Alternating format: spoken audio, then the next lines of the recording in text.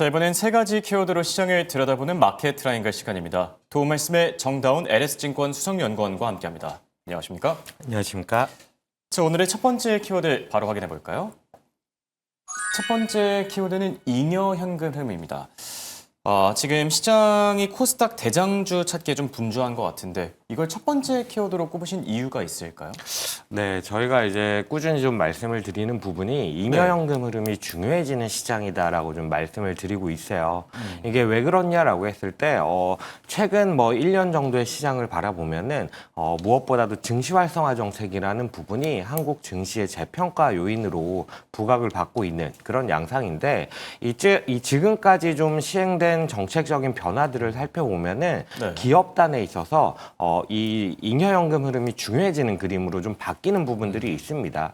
어떤 얘기를 드리는 거냐면 기업이 이제 영업 활동을 하고 그를 통해서 이제 이익을 창출해 나가고 성장을 해 간다라는 측면에서 바라보면은 당연히 투자를 해야 됩니다. 그럼 투자를 해야 되는데 투자를 하려면 필요한 것이 바로 돈이죠. 이 돈을 어디서 마련할 것이냐. 이 문제가 좀 부각이 될 수가 있는데 기존의 기업들이 이 투자 재원을 마련하는 방식에 있어서 크게 두 가지 이런 부분들이 약간은 좀 어려워질 수 있습니다. 한 가지는 뭐냐면은 주식 시장을 통해서 자금을 조달하는 부분인데 무언가 추가적인 상장을 한다든지 증자를 한다든지 이런 부분이 첫 번째 방법일 수가 있는데 이런 방법을 통해서 이제 자금을 조달하게 된다라고 한다면은 아무래도 주가의 희석 요인이 됩니다. 그러다 보니까 주주들의 반발에 좀 직면을 할 수 있다라는 측면이 좀 어려워지는 첫 번째 요인이고 두 번째 요인으로 좀 바라봤을 때에는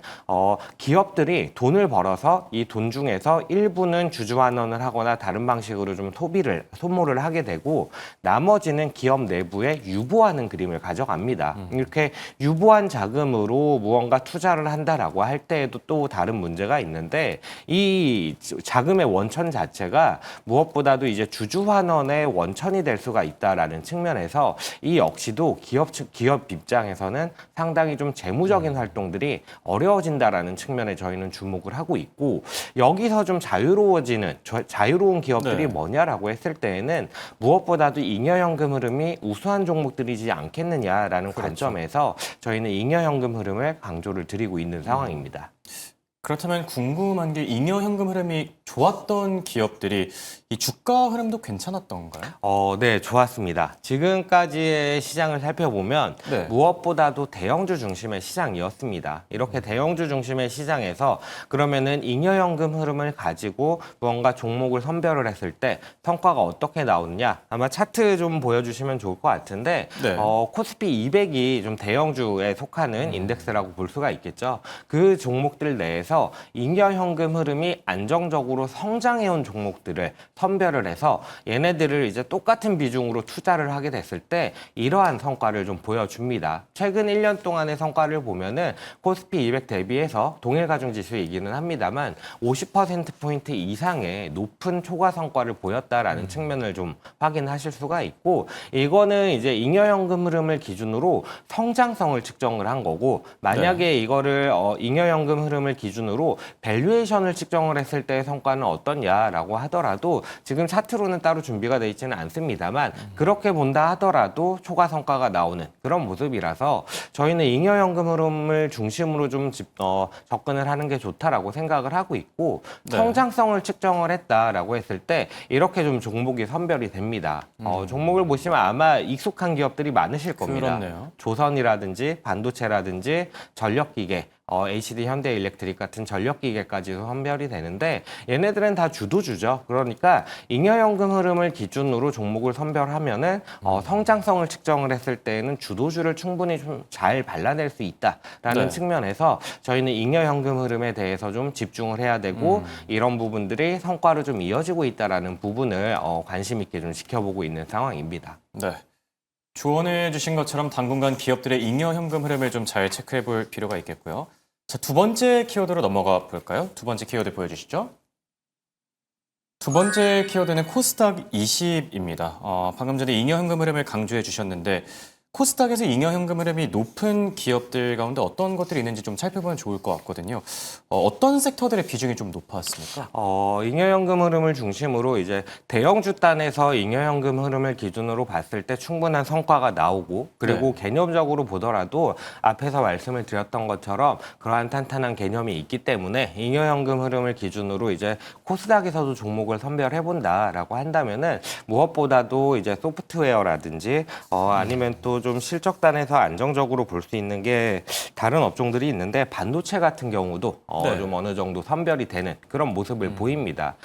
지금 화면에 보이시는 종목들이 이렇게 잉여현금 흐름이 안정적으로 성장한 종목들을 선별을 한 건데 보시면은 이제 카페24부터 순서대로 좀 선별이 돼 있는데 얘네들도 좀 성과가 안정적으로 좀 나올 것이냐에 대해서는 앞으로 지켜봐야 될 부분이기는 합니다만 앞서서 언급한 부분들을 생각을 해봤을 때 충분한 좀 기대를 할 수 있지 않나.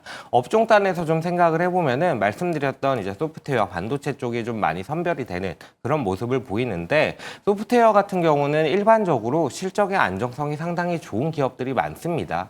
더불어서 이제 반도체 같은 경우는 최근에 반도체 업황 자체가 좀 좋아지는 모습들을 보이다 보니까 이 부분들이 약간은 좀 반영이 되면서 이렇게 좀 잉여현금 흐름을 성장시키는 종목들로 좀 선별이 많이 되는 게 아닌가 이렇게 좀 생각이 됩니다. 네. 지금 보여주신 이 표에서 상단에 위치하고 있는 게 카페24인데 사실 블랙 프라이데이 때 온라인 매출이 또 역대급이었던 이런 얘기들도 있었거든요.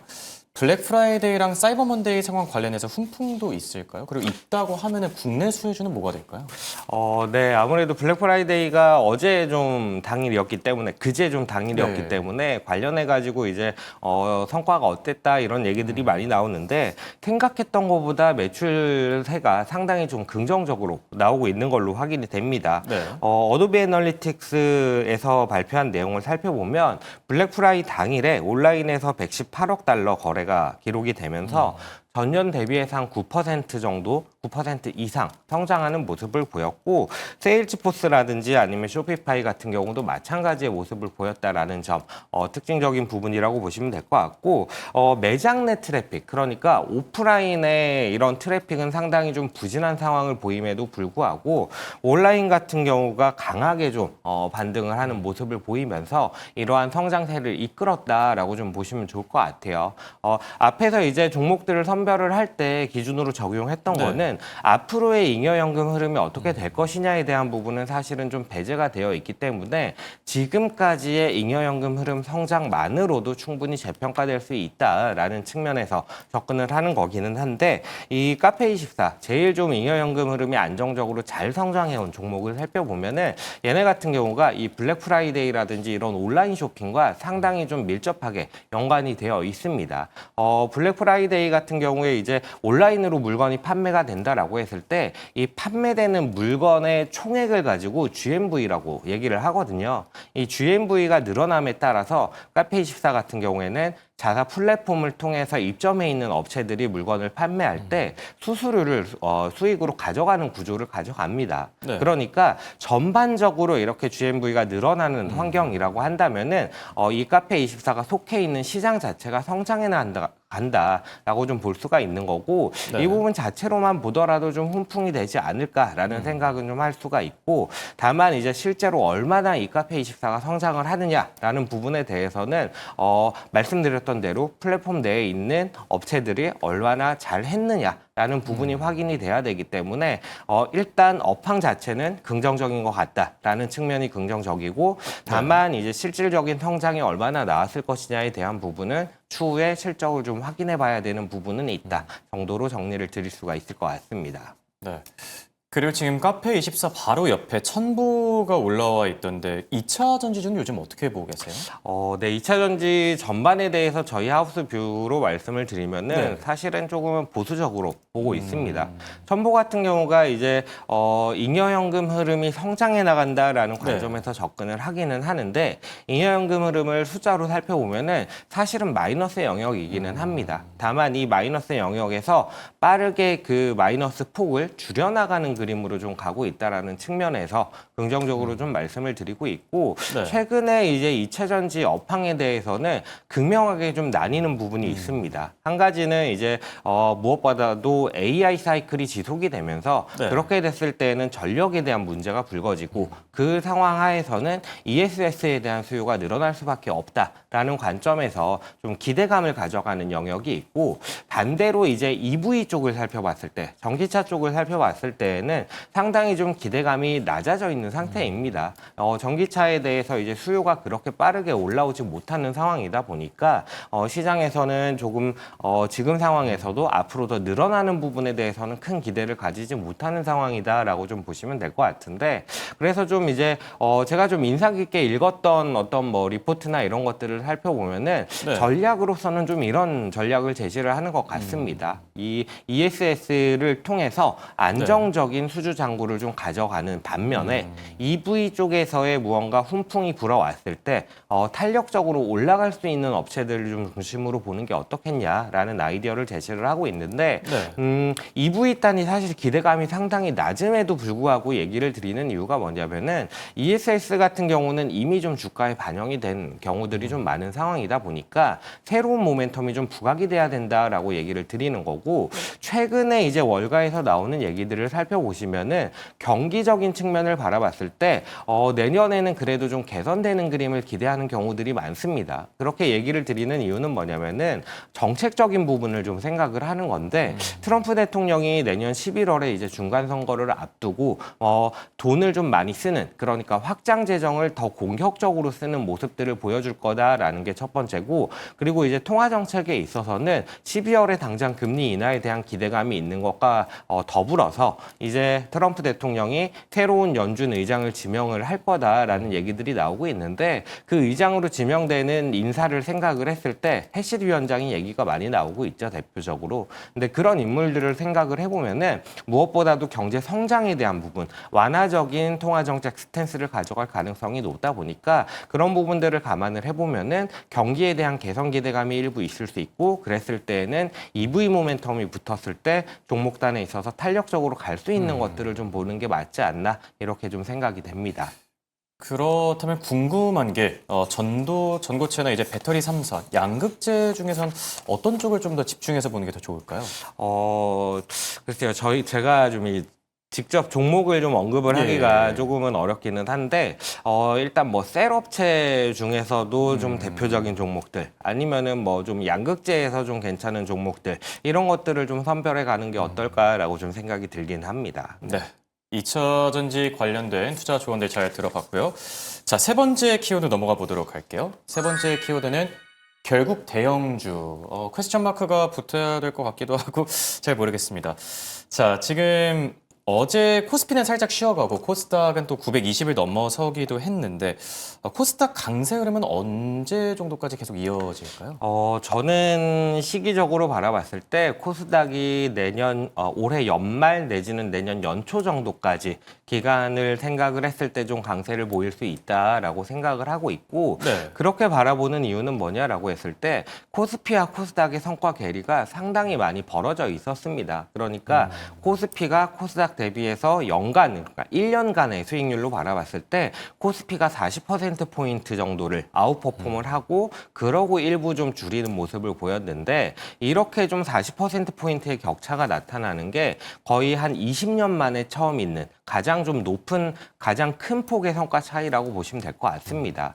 그러다 보니까 아무래도 시장에서는 이미 코스닥에 대해서 좀 관심을 가져야 되는 게 아니냐라는 얘기들이 많았던 상황이고 네. 그 상황에서 정부 정책이라든지 무언가 코스닥에 대한 훈풍들을 기대할 수 있는 요인들이 발표가 되다 보니까 기대감을 가져가게 되다 보니까 코스닥이 강세를 보였는데 결국 대형주라고 얘기를 드리는 이유는 우리나라 시장을 바라봤을 때에는 네. 무엇보다 중소형주 중소형주는 대형주의 대안적인 선택지로서 작용을 하는 경우들이 많습니다. 무슨 말씀을 드리는 거냐면은 대형주가 그러니까 경기가 좋을 때 대형주가 치고 나가게 되고 그랬을 때에는 중소형주가 약간은 슬로우해지는 모습 그리고 오히려 대형주가 약간의 상단이 갇혔을 때 그랬을 때에는 중소형주들이 뒤따라서 이제 올라가고 실적도 뒤따라서 개선이 되는 그런 모습을 보이거든요. 근데 지금 중소형주가 올라가는 모습들을 살펴보더라도 바이오라든지 아니면 로봇이라든지 이렇게 다소 좀 실적 기반이 약한 업체들이 좀 더 탄력적으로 올라가는 경향들을 보이고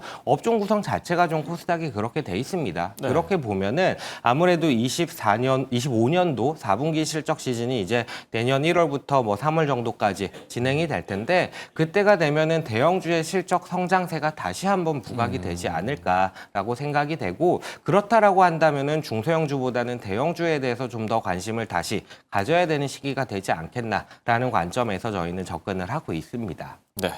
결국 대형주다. 이렇게 조언을 해주셨습니다. 지금까지 도움 말씀의 정다운 수석연구원과 함께했습니다. 대단히 고맙습니다. 감사합니다.